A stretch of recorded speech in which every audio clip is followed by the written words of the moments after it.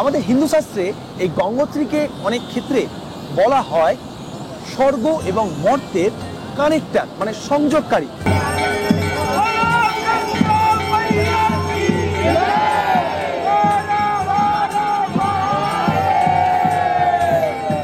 এই স্থানে বসেই রাজা ভগীরথ প্রায় 5500 বছর কঠিন তপস্যা করার পর নিয়ে আসেন মর্তে ভাগীরথীকে। এই ধরাধামে প্রত্যেক জীবের পরিত্রাণের জন্যই মহাদেবের জটা থেকে নির্গত হয়ে এই গঙ্গোত্রীতেই মা গঙ্গা এসেছেন মর্তে। হিন্দু শাস্ত্রে মান্যতা এই ভাগীরথীর জলে স্নান করে মা গঙ্গার দর্শন করলে নাকি জীবনের সমস্ত পাপ থেকে মুক্তি পাওয়া যায়। আর আমাদের চারধাম ভ্রমণের আজকের পর্বে আপনাদের নিয়ে এসেছি দ্বিতীয় ধাম গঙ্গোত্রী ধামে।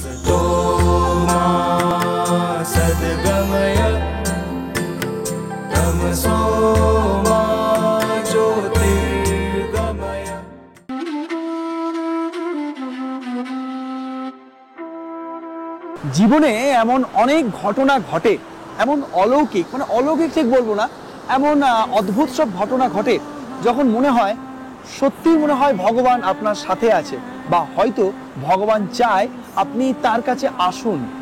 এমনই কিছু ঘটনা এইবারে চারধাম ভ্রমণে আমার সাথে ঘটেছে আর কি। আমাদের প্ল্যান ছিল আজকে উত্তরকাশীতেই থাকার, গঙ্গোত্রী মায়ের দর্শন সেরে আবার আমাদের নিচে উত্তরকাশীতে ফিরে যাওয়ার। গতকাল ঠিক করি যে কেন যেন মনে বললো যে এতদূর যখন আসবো যমুনেত্রীতে থাকতে পারলাম না, গঙ্গোত্রীতে নয় থাকি। তো সেই মতো ভাবি যে আজকে উত্তরকাশীতে থাকবো না, আজকে আমরা গঙ্গোত্রী মা দর্শন করে গঙ্গোত্রীতেই থাকবো। তো সেই মতো আমাদের চলো বন্ধু ট্যুর অ্যান্ড ট্রাভেল, যাদের সাথে আমরা এবারে ট্রিপটা করছি, সেই দাদাকে জানায়। সে দাদা বললো আমার তো ওখানে যেমন কোনো চেনাশোনা নেই, তোমরা তাহলে দেখো, তোমরা তো আছো বন্ধু বান্ধব, তুমি কি ব্যবস্থা করতে পারো। এখানে এলাম, বুঝলেন, এখানে এসে হঠাৎই একজন মানুষকে কি জানি মনে হলো, জিজ্ঞেস করলাম যে আচ্ছা দাদা এখানে থাকার কি ব্যবস্থা আছে। তো তিনি এই হোটেলটা সাজেস্ট করলেন। এলাম এবং এসে যেটা দেখলাম, এই হচ্ছে আমাদের রুম, গত পর্বে আপনাদের দেখিয়েছি। তার নিচে বয়ে যাচ্ছে খরস্রোতা মা গঙ্গা নদী, এবং দূরে ওই দূরে দেখুন গোমুখ পর্বত, যেখানে থেকেই সৃষ্টি হয়েছে এই মা গঙ্গার। এবং সব থেকে আনন্দের বিষয়, আমাদের এই রুম থেকে বসেই গঙ্গোত্রী মায়ের যে ধাম, গঙ্গোত্রী ধাম, তা সারা দিন লক্ষ্য করতে পারেন। এইটা হচ্ছে মুখ্য দ্বার এবং এইটা হচ্ছে মুখ্য ঘাট। এখানে একটু পর আমরা যাব। এখানে সন্ধ্যে 6টা সাড়ে 6টার মধ্যে শুরু হয় গঙ্গা আরতি, তা দেখবো। তারপর সন্ধ্যে 7:30 পৌনে 8টায় শুরু হয় মন্দিরের আরতি গঙ্গা মায়ের জন্য।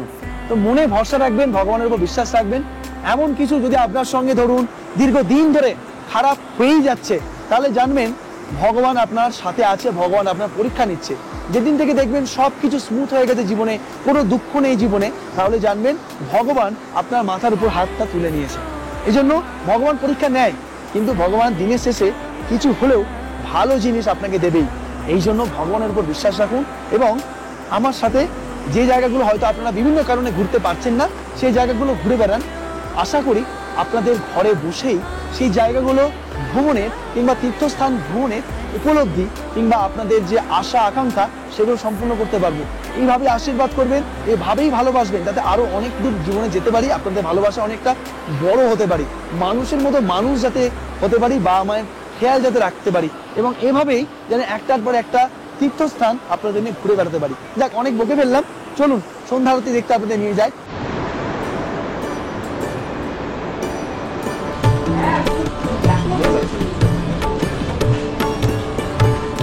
আমাদের হোটেলের একেবারে নিচেই ছিল মুখ্য স্নানঘাট। আজকের বিকালটা আমরা কাটাবো সেইখানেই। দেখলাম ঘাট কিন্তু বেশ সুন্দর এবং পরিষ্কার পরিচ্ছন্ন, এবং চারিদিকে বিভিন্ন ছবির মাধ্যমে তুলে ধরা হয়েছে কিভাবে রাজা ভগীরথ স্বর্গ থেকে এই মর্তে নিয়ে আসেন ভাগীরথীকে।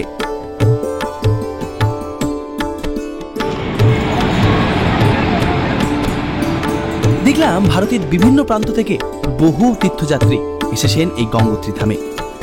প্রত্যেকের মনের আশা আকাঙ্ক্ষা আলাদা, তবে ভক্তি শ্রদ্ধা একই রকম। ট্রাভেলিং এর সময় একদিকে একটা ব্যাগে একটা হেয়ার ড্রায়ার, একটা চিরুনি, এই দুটো ক্যারি করা যতটা সমস্যা, এই দুটো ইউজ করাও কিন্তু অন দ্য স্পট ততটাই সমস্যা। একবার ভেজা চুলকে হেয়ার ড্রায়ার দিয়ে শুকাও রে, তাকে আবার চিরুনি দিয়ে সেট করো রে। তবে এই যে সমস্যাটার থেকে মুক্তির উপায়, আগারোর এই ভলিউমাইজার হেয়ার ড্রায়ার, যেটা কিন্তু একটা প্রোডাক্ট বাট সমাধান দেবে আপনার অনেকগুলো। এটা কিন্তু একটা 2-in-1 হেয়ার স্টাইলার, যেটা ইউজ করে আপনি at a time hair dry করতে পারেন, আবার মাল্টিপল হেয়ার স্টাইলও করতে পারেন। এর মধ্যে যে ব্রাশগুলো রয়েছে প্রত্যেকটা ceramic tourmaline coating brush heads, আর রয়েছে এর মধ্যে অ্যাক্টিভেটেড চারকোল ব্রিসেলস, আর রয়েছে 24K গোল্ড স্টাইলিং সারফেস, যেটা হিটকে সমানভাবে ডিস্ট্রিবিউট করতে সাহায্য করে। এছাড়া এর মধ্যে দেওয়া এই যে পাওয়ার কর্ড, সেটা কিন্তু সুয়েল পাওয়ার কর্ড, মানে 360 আপনি যে কোনো দিকে এটা ঘুরে ইউজ করতে পারেন। আগারোনির ভলিউমাইজার হেয়ার ড্রায়ার ব্যবহার করা কিন্তু খুব সহজ। এর মধ্যে রয়েছে ceramic tourmaline coating brush head, এই যে লম্বা পাওয়ার কর্ডটা রয়েছে, এটা জাস্ট পাওয়ার অন করো। এর মধ্যে রয়েছে 3 ধরনের হিট এবং 2 ধরনের স্পিড সেটিংস, জাস্ট অন করো। তোমার পছন্দ মতো স্পিড আর হিট সেটিং চেঞ্জ করে ইউজ করো। ছেলেদের জন্য হেয়ার ড্রায়ার আর চিরুনি হিসেবে ব্যবহার করা হলেও মেয়েদের জন্য কিন্তু এটা উপরোক্ত হেয়ার স্ট্রেটনিং এবং হেয়ার কার্লি করতেও ব্যবহার হয়। আবার যাদের চুলের থিকনেস কম তাদের জন্য এটা ভলিউমাইজার হিসেবেও কাজ করে। ছেলে হোক কিংবা মেয়ে, এত সুন্দর ইউজফুল একটা প্রোডাক্ট তুমি ডেইলি লাইফ কিংবা ট্রাভেলের টাইমে ইউজ করে একটা প্রোডাক্ট দিয়ে মাল্টিপল কাজ করতে পারো। আর এই প্রোডাক্টের লিংক দেওয়া রয়েছে নিচে ডেসক্রিপশন বক্সে, সেখান থেকে লিংকে ক্লিক করে অ্যামাজন থেকে সহজেই কিনে ফেলতে পারো আগারোনির এই ভলিউমাইজার হেয়ার ড্রায়ার। তাহলে চলো এখন যাওয়া যাক যমুনেত্রী ধামে। আমরা এখন বসে রয়েছি গঙ্গোত্রীতে। আমাদের হিন্দু শাস্ত্রে এই গঙ্গোত্রীকে অনেক ক্ষেত্রে বলা হয় স্বর্গ এবং মর্তের কানেক্টার, মানে সংযোগকারী। কারণ ভগীরথ, রাজা ভগীরথের তপস্যায় সন্তুষ্ট হয়ে মহাদেবের জটা থেকে সৃষ্টি হয়েছে আমাদের এই পবিত্র গঙ্গা নদী। সেই গঙ্গা নদী গোমু গ্লেশিয়ার থেকে ভগীরথের পিছন পিছন মর্তে নেমেছে এই গঙ্গোত্রীতেই, এবং তারপর ভাগীরথী নাম নিয়ে মিশেছে অলকানন্দা নদীর সঙ্গে দেবপ্রয়াগে, তারপর গঙ্গা নামে প্রবাহিত হয়েছে সমতলে। আমাদের দেশে সব থেকে পবিত্র নদী গঙ্গা মা। রাতের বেলা সর্বনিম্ন তাপমাত্রা গিয়ে পৌঁছাবে 9 ডিগ্রি, 8 ডিগ্রি, 7 ডিগ্রি অবধি। মানে গঙ্গোত্রীতে কিন্তু রাতের বেলা বেশ ভালো রকম ঠান্ডা রয়েছে। সেই মতো কিন্তু প্রস্তুতি নিয়ে আসবেন। বৃষ্টির পূর্বাভাসও অল্প বিস্তর রয়েছে, তবে বলতে বলতে শুরু হয়ে গেছে এখন সন্ধ্যা আরতি। চলুন চলুন। আরতি ক্ষেত্রেই দেখলাম রয়েছে লক্ষ্মী, সরস্বতী এবং দুর্গা মাতার মন্দির। ঘড়িতে তখন প্রায় সন্ধ্যে 7টা। শঙ্খধ্বনির সাথেই শুরু হলো আজকের গঙ্গা আরতি।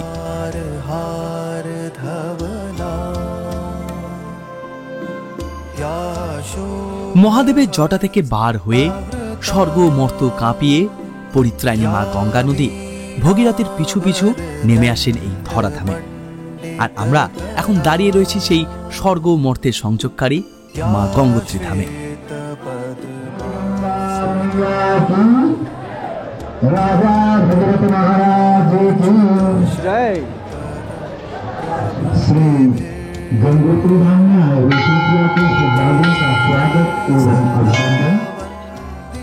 গঙ্গা আরতি শেষ হতেই আমরা এখন চলে এলাম গঙ্গা মায়ের মন্দিরে। 19 শতকে ভারতীয় সেনা জেনারেল অমর সিং থাপা নির্মাণ করেছিলেন এই দারুণ সুন্দর সাদা মার্বেলের মন্দির। প্রতি বছর যখন যমুনেত্রী, কেদারনাথ, বদ্রীনাথ খোলে, ঠিক অক্ষয় তৃতীয়ার দিন খোলে এই মন্দিরও। আবার দীপাবলির পরে ভাতৃদ্বিতীয়ার সময় এই মন্দির যথারীতি বন্ধ হয়ে যায়। যখন এই মন্দির দীপাবলির পর বন্ধ হয়ে যায়, গঙ্গোত্রী মাকে নিয়ে যাওয়া হয় নিচে হার্সিল ভ্যালি, দেখিয়েছিলাম আপনাদের আগের পর্বে।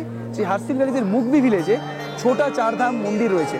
সেখানে শীতের সময় 6 মাস এই গঙ্গোত্রী মাকে রাখা হয়, বাকি 6 মাস তিনি এখানেই থাকেন। দেখুন কত ক্রেজ, মানুষজন আসছেন এখানে। এখন সন্ধ্যা আরতি হবে, সকলে মিলে দারুণ উপভোগ করছি। তার সঙ্গে রয়েছে জমজমাটি ঠান্ডা, আর মন্দিরটা একেবারে সাদা, তো দারুণ লাগে।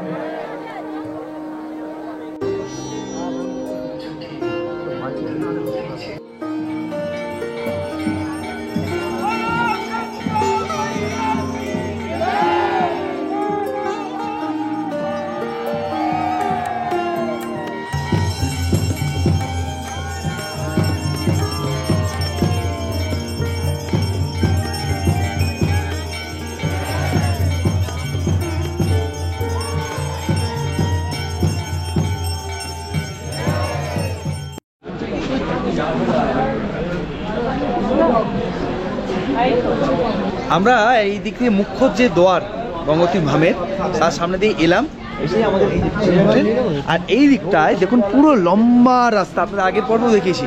সুন্দর মার্কেট, জমজমাটি মার্কেট, কি নেই? খাবারের দোকান রয়েছে, আচ্ছা বিভিন্ন পুজো সামগ্রীর যে নেওয়ার দোকান রয়েছে, বিভিন্ন গিফট শপের দোকান রয়েছে, জামা কাপড়ের দোকান রয়েছে। এখানে আমরা এখন আর এই যে গিফট শপে এখানে আমরা নিচ্ছি এখন, একটু সরো দেখি, আমরা নিচ্ছি এখন ফ্রিজ ম্যাগনেট। ফ্রিজ ম্যাগনেট কত করে বলছে?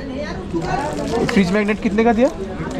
50। আমরা এখন একটা তিব্বতী শপে এসেছি, বেশ ভালো ভালো কালেকশন রয়েছে কিন্তু এখানে দেখুন, হিপ্পি জ্যাকেটের মতো রয়েছে এখানে। আমরা নেই এ তোরা ডার্ক হো গিয়া। আচ্ছা ঠিক আছে, খুলি দেখুন কত সুন্দর। এ 700 কারকে বলা না দাদা? 700 এগুলো কিন্তু তিব্বত থেকে আসে, লেখা রয়েছে স্টিকারে, এবং তিব্বতে ইয়াক উল থেকে তৈরি। কোয়ালিটি কিন্তু ভালো, আমি দেখলাম বেশ ভালো। এখানে শাল রয়েছে, আপনার ওই স্টোল রয়েছে, ব্যাগ রয়েছে, বিভিন্ন জিনিস রয়েছে এখানে দেখুন, টুপি রয়েছে, বেশ ভালো, মানে বেশ সুন্দর, এবং দামও ঠিকঠাক, খুব একটা বেশি নয়, ভালো। কথা বলছিলাম দাদু দিদা এদের সাথে, একবার হাই বল দিজিয়ে, একবার হাই বল দিজিয়ে দাদা, একবার হাই বল দিজিয়ে। हाँ जी बोल दिया बुढ़िया ने।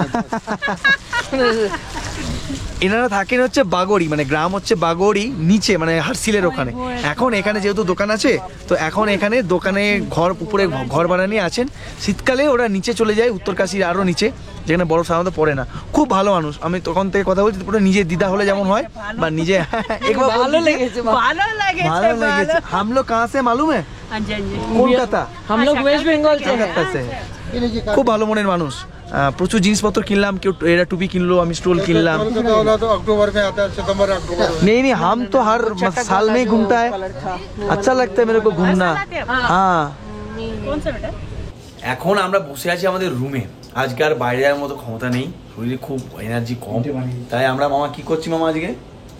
Maggi Maggi Maggi Maggi Maggi বানিয়েছি আমরা। অ্যাকচুয়ালি সব নিয়ে এসেছি খাবার দাবার। এই যে আমাদের শেফ ম্যাগি বানিয়ে দিয়েছে, আমরা ম্যাগি বসে বসে খাচ্ছি। কালকে খুব ভোরে উঠতে হবে, 4টার সময় মন্দির খোলে। আমি 4টার সময় উঠে 5টার সময় যদি দর্শন করতে পারি, খুব ফাঁকায় ফাঁকায় খুব ভালো লাগবে। তো এখন খাওয়া দাওয়া করে ঘুমাবো, আর ভোরবেলা উঠবো। চলুন, গুড নাইট। খাওয়া দাওয়ার পর সেদিন রাতে বেশ অনেকখানি সময় আমি হোটেলের বারান্দায় বসে কাটিয়েছিলাম ভাগীরথীর সামনে। নিজেকে খানিক উজাড় করে দিয়েছিলাম।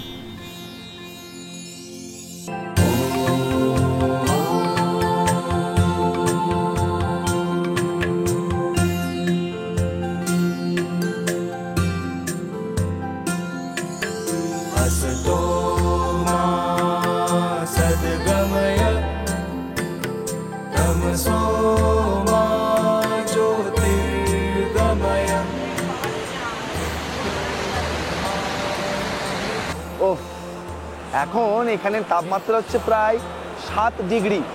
কাল রাত্রিবেলা 7 ডিগ্রি, 6 ডিগ্রি, 8 ডিগ্রি এরকমই ঘোরাফেরা করছিল। আর দারুণ সুন্দর একটা ঘুম দিয়েছি লেপের মধ্যে। আর এখন সকাল সকাল উঠে মনটা একটু খারাপ। মনটা খারাপ এই কারণেই, দেখুন এই হচ্ছে আমাদের রুম। রুম থেকে বেরোলাম, পুরো একেবারে পাহাড়ের কোলে, চারিদিকে মেঘ আর মেঘ, আর নিচে খরস্রোতা গঙ্গা নদী, পবিত্র গঙ্গা নদী বয়ে যাচ্ছে। ওখানে বেশ কিছুজন মানুষ সকাল সকাল এই গঙ্গা স্নান করতে এসেছেন। ভাবা যায় কি ভক্তি, কি শ্রদ্ধা, এই ঠান্ডায় বরফ গলা জলে স্নান করছেন কিছু মানুষ পুণ্যের আশায়। তবে মনটা খারাপ এই কারণেই, ভেবেছিলাম আজ সকালে উঠে গঙ্গোত্রী 1কে দেখবো একেবারে রঙিন সোনালি চোখে, তবে আজ পুরো চারিদিক মেঘে ঢাকা। সকাল 5:15 বাজে। আমরা এখন যাব মায়ের মন্দিরে দর্শন করতে। কালকে গর্ভগৃহে তো ঢুকিনি, সন্ধ্যা আরতি দেখেছি, আজকে গর্ভগৃহে ঢুকবো। চলুন ফ্রেশ হয়ে মন্দিরে আপনাদের নিয়ে যায়, আর একটু পরেই মন্দির দর্শন করে পার্বতী কুণ্ড, সুরজ কুণ্ড দেখে আমরা বেরিয়ে যাব সোনপ্রয়াগের জন্য। এই জায়গাটার মধ্যে আলাদা একটা ভাইবস আছে, যেটা গতকাল থেকে আমরা এসে থেকে ফিল করতে পারছি। এটা পজিটিভ ভাইবস, দারুণ, খুব দারুণ জায়গা।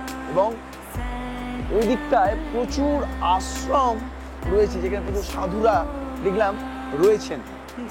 এবং নদীর এই পাড়টায়, মন্দিরের দিকটায় হোটেল এগুলো রয়েছে আর কি। তো চেষ্টা করবেন মন্দিরের কাছাকাছি থাকার। আমরা যেটা রয়েছে সেটা থাকি সব থেকে বেস্ট, খুবই ভালো এটা আমাদের এই স্টেটা।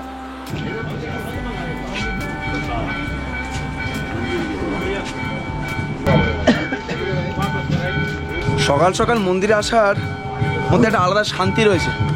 ভিড় কম, পর্যটক কম, সঙ্গে মন্দিরের একটা দারুণ সুন্দর ভাইব। আহা হা, অপূর্ব। মন্দিরে এখন ঘন্টা বাজে, মনে হয় আরতি হচ্ছে।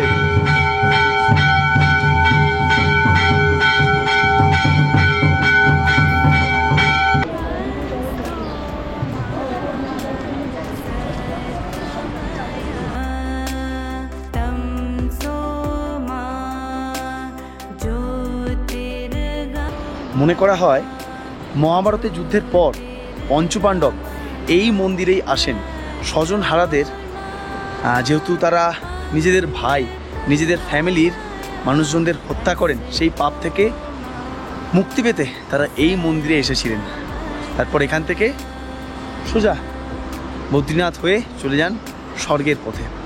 গঙ্গোত্রী মায়ের এই মন্দিরের মধ্যে রয়েছে গঙ্গা মায়ের দারুণ সুন্দর এক মূর্তি। তার পাশাপাশি রয়েছে লক্ষ্মী মায়ের মন্দির। তবে ভেতরে ভিডিও তোলা বা ছবি তোলা কিন্তু একেবারেই বারণ ছিল। মন্দির সকালে খোলে ভোর 4টেই, দর্শন শুরু হয় ভোর 6টায় আরতির পর। আচ্ছা, সকালের ভোগ পাওয়া যায় সকাল 9টা থেকে। এবার যে আমাদের আরতি হয় সন্ধ্যেবেলা মন্দিরে, কালকে যেটা আমরা দেখালাম সেটা রাত 8:30টায়, আর রাতেরবেলা যে ভোগ দেয় সেটা রাত 8টায়। তবে দুপুরে 2টো থেকে 3টে অবধি মন্দিরে মানে ভগবানের শয়ন কিন্তু এই মন্দির বন্ধ থাকে। আবার 3টের পর থেকে দর্শন শুরু হয়। দুপুরের এই টাইমটা আপনি এড়িয়ে চলুন। সব থেকে বেস্ট সময় হচ্ছে একেবারে ভোর আসা, যাতে ভিড়টা কম থাকে, সুন্দর আবহাওয়াতে মন্দিরের মায়ের দর্শনও ভালোভাবে করতে পারেন।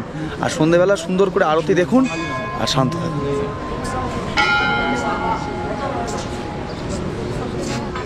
কেমন দর্শন করলাম? খুব ভালো, ফাঁকা ফাঁকা, সকাল সকাল একদম পুরো ফাঁকায় মন্দিরের গর্ভগৃহের সামনে দাঁড়িয়ে অনেকক্ষণ দাঁড়িয়েছিলাম আমরা। নাকি কেমন দর্শন করলাম মা গঙ্গা? কালকে সন্ধ্যাবেলায় ভিড় ছিল, তাই সেই তুলনামূলক আজকে খুবই ফাঁকা, খুবই শান্তিতে দর্শন হয়েছে সকাল। সত্যি তাই।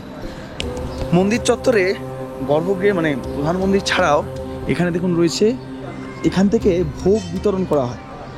এবং তার পাশে এখানে রয়েছে হনুমানজির মন্দির। এবং এই দিকে ঠিক মন্দিরের ডান দিকে রয়েছে শিব মন্দির।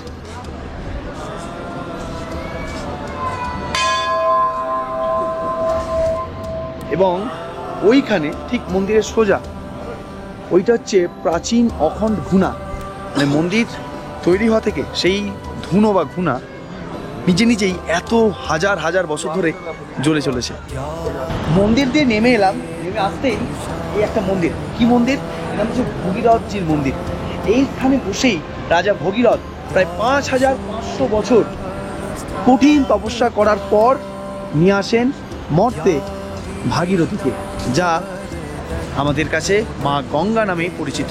দেখুন, এই সেই জায়গা, প্রাচীন ভগীরথ তপস্থলী, যেখানে 5500 বছর রাজা ভগীরথজি কঠিন তপস্যা করেছিলেন। দেখুন, এখানে একটা কুণ্ড রয়েছে এবং ওইদিকে ভগীরথজির একটা মূর্তিও রয়েছে।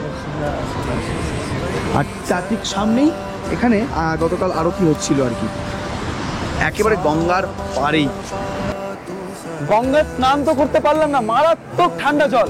তবে বাড়ির জন্য এখান থেকে পবিত্র মা গঙ্গার জল নিয়ে যাচ্ছি, মানে ভাগীরথীর জল নিয়ে যাচ্ছি। পা রাখতে পারছি না এখানেই, বিশ্বাস করুন, এত ঠান্ডা।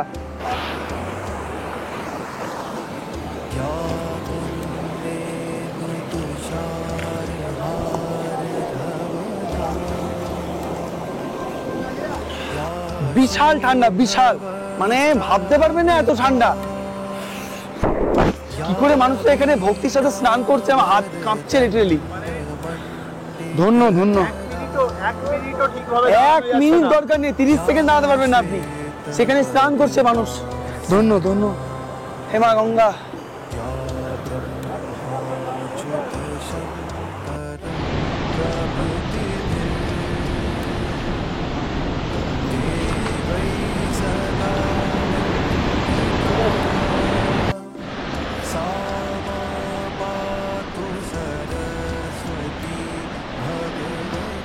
শিবের জটা থেকে বহির্গমনের পর বিভিন্ন ধারায় ভাগ হয়ে ভগীরথের পিছন পিছন ভাগীরথী চলতে থাকেন মর্তের পথে।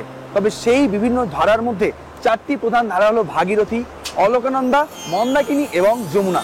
এবং এই 4 নদী বিভিন্ন জায়গায় পরস্পরের সঙ্গে মিলিত হয়ে সৃষ্টি করেছে প্রয়াগ, এবং তারপর সমতলে মা গঙ্গার নামে পরিচিত হয়ে বিলীন হয়েছেন সমুদ্রে। আর এইদিকে আমার ডান দিকে যে এই নদী দেখতে পাচ্ছেন, একেবারে মন্দির থেকে আমরা হেঁটে এলাম, আমরা যাচ্ছি এই পথে সুরজকুণ্ড, আর এই নদীর নাম হলো কেদার গঙ্গা। চলুন, মন্দিরের খুব কাছে রয়েছে সুরজকুণ্ড, সূর্যকুণ্ড, সেখানে আমরা যাব।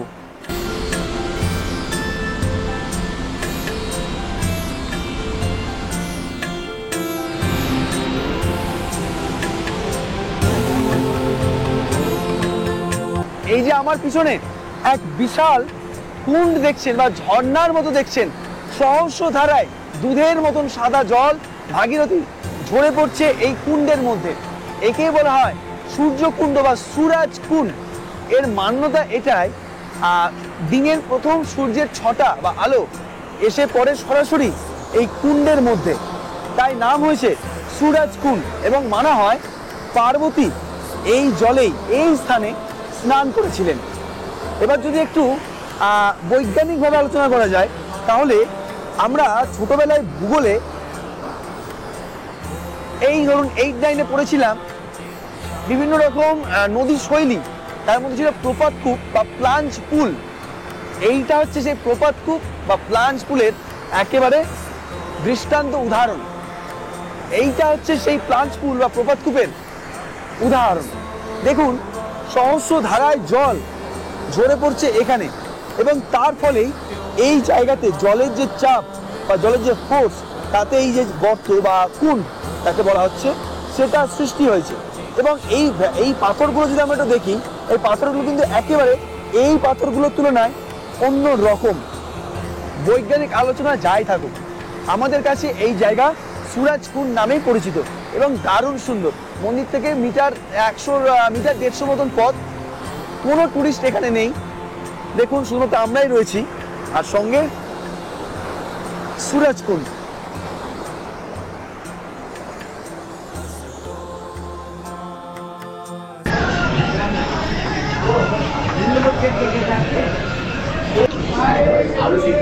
গঙ্গোত্রী ধামকে বিদায় জানানোর আগে আমরা এসেছি সকালে জলখাবার সারতে। আজকে আমাদের বেশ খানিকটা দেরি হয়ে গেছে, মানে আমাদের এখনো সময় লাগবে এখান থেকে সোনপুর 10 থেকে 12 ঘন্টা। জানি না কতক্ষণে গিয়ে পৌঁছাবো, বাট তার আগে খাওয়া দাওয়াটা মাস্ট। আলুর পরোটা নিয়েছিলাম, সঙ্গে নিয়েছি সামোসা। এখানে সামোসাগুলো সাইজগুলো কিন্তু প্রত্যেক দোকানেই বেশ বড় বড়। দাম আলু পরোটা 50 টাকা, সামোসা হচ্ছে 25 টাকা। চলুন খাওয়া দাওয়া শেষ করে ব্যাগপত্র নিয়ে বেরোই। আচ্ছা, হোটেল আমরা চেক আউট করে দিলাম, দিয়ে ব্যাগপত্র নিয়ে যাচ্ছি এবার পার্কিংয়ে। ও, আজকের দিনটা কিন্তু খুব হেক্টিক হতে চলেছে। অ্যাকচুয়ালি আজকে নয়, আজ থেকে আরও বেশি হেক্টিক হতে চলেছে, কারণ আজকে আমরা ধরুন ওই 9টা সাড়ে 9টা নাগাদ পৌঁছাবো সোনপুর। আগামীকাল মাঝ রাত 3টে নাগাদ আমরা যাত্রা শুরু করব কেদারনাথের জন্য। বুঝতে পারছেন, ঘুম হবে না, রেস্ট হবে না, শুধু হবে জার্নি।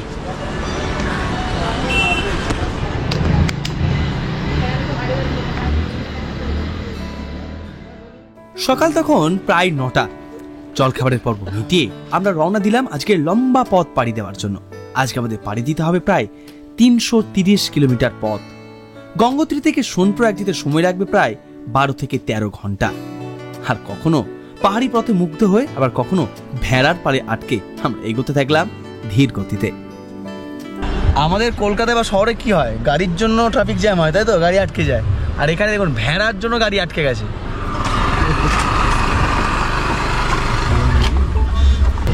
ওই দেখুন ওখানে গিয়ে শেষ, মিনিমাম 500 খানা আছে। আর এদের সঙ্গে ভেড়ার পালে কুকুর থাকে। কেন থাকে বলুন তো? কারণ যখন ভেড়াগুলো উপরে নিয়ে যায়, তখন ওই জঙ্গলি শিয়াল অ্যাটাক করে। তো জঙ্গলি শিয়াল যদি অ্যাটাক না করে, সেই জন্য প্রত্যেক 30-40টাতে একটা করে কুকুর রাখা থাকে। এবং কুকুরগুলোর গলায় দেখবেন একটা করে বেল্ট পরানো আছে লোহার, যাতে শিয়াল কুকুরকে অ্যাটাক করলে গলায় প্রথম অ্যাটাক করে, যাতে অ্যাটাক না করতে পারে কুকুরের গলাতে। দেখেছেন, এ এক অদ্ভুত জিনিস, ভেড়ার পালের জন্য ট্রাফিক জ্যাম।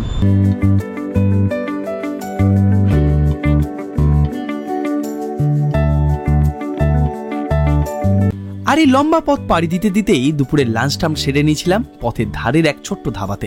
মেনুতে ছিল ডাল, ভাত আর সবজি। আচ্ছা, এবার তো না হয় আমরা গঙ্গোত্রী থেকে, মানে 4 ধাম যেহেতু করছি, এই জন্য গঙ্গোত্রী থেকে কেদারনাথের জন্য রওনা দিয়েছি।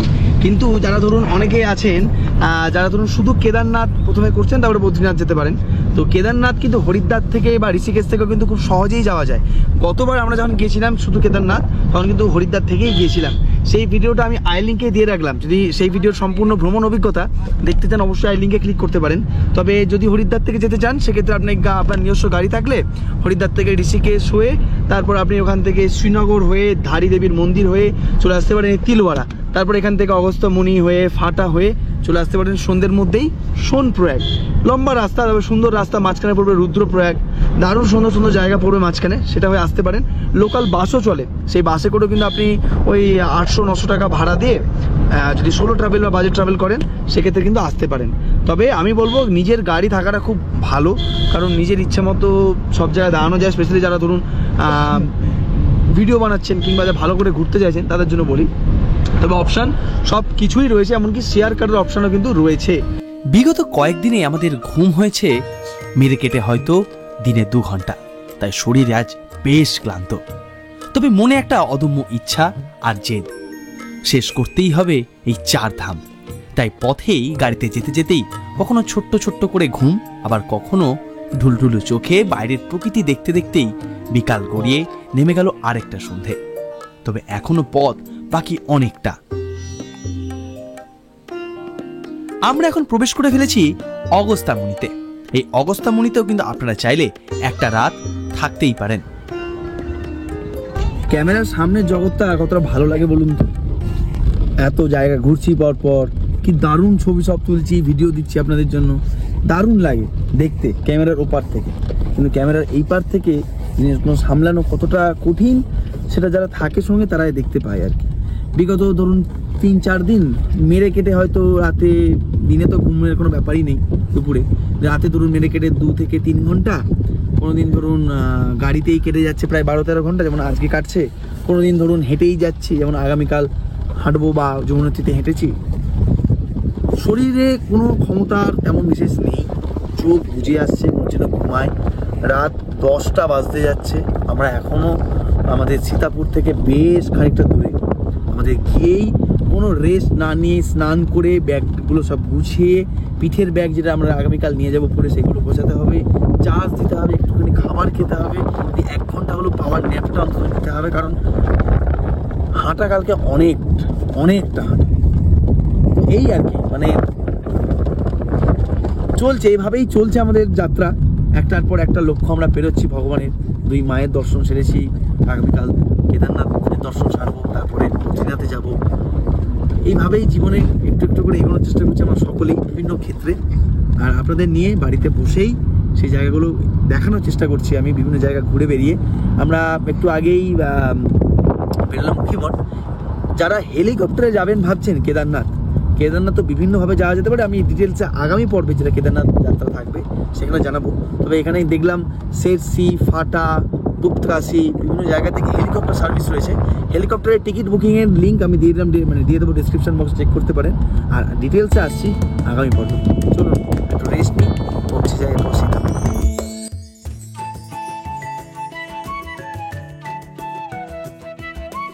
সোনপ্রয়াগ তো বটেই, তবে সোনপ্রয়াগের আগে সীতাপুর, রামপুর, ফাটা, শেরসি এই সমস্ত জায়গাতে দেখলাম আস্তানা রয়েছে কিন্তু বেশ ভালো সংখ্যায়, বিভিন্ন মানের, বিভিন্ন বাজেটের। তবে সেদিন আমাদের সীতাপুর পৌঁছাতে রাত হয়ে যায় প্রায় 10টা। বাপ রে বাপ, প্রায় 13-14 ঘন্টা লেগে গেল আমাদের পৌঁছতে। সে সকাল 9টায় বেরিয়েছে। राहुल भाई हम रेस्ट कर लीजिए, 3 बजे फ़ोन कर देंगे आपको, ठीक है ना? प्रॉब्लम नहीं है ना कुछ? ठीक, खाना खा लीजिए, ঠিক আছে? তো চলুন আমাদের রুমে যাচ্ছি। আমরা রয়েছি একেবারে সীতাপুর যে বাস স্ট্যান্ড, এই যে বাস স্ট্যান্ডের একদম সামনেই আমাদের রাতপুর আস্তানা, হোটেল কেদার বদ্রী। চলুন।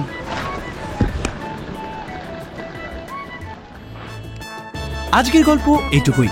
পরদিন ভোর রাত হতেই আমরা পায়ে হেঁটেই রওনা দিয়েছিলাম আমাদের 3য় ধাম কেদারনাথের জন্য। আশা করছি ভিডিওগুলো আপনাদের ভালো লাগছে। তাই ভালো লাগলে অবশ্যই ভিডিওগুলিকে লাইক করে এবং চ্যানেলে নতুন হলে সাবস্ক্রাইব করে পাশে থাকার একান্ত আর্জি জানাচ্ছি। তাহলে চলুন, দেখা হচ্ছে পরের পর্বে সোনপ্রয়াগ থেকে।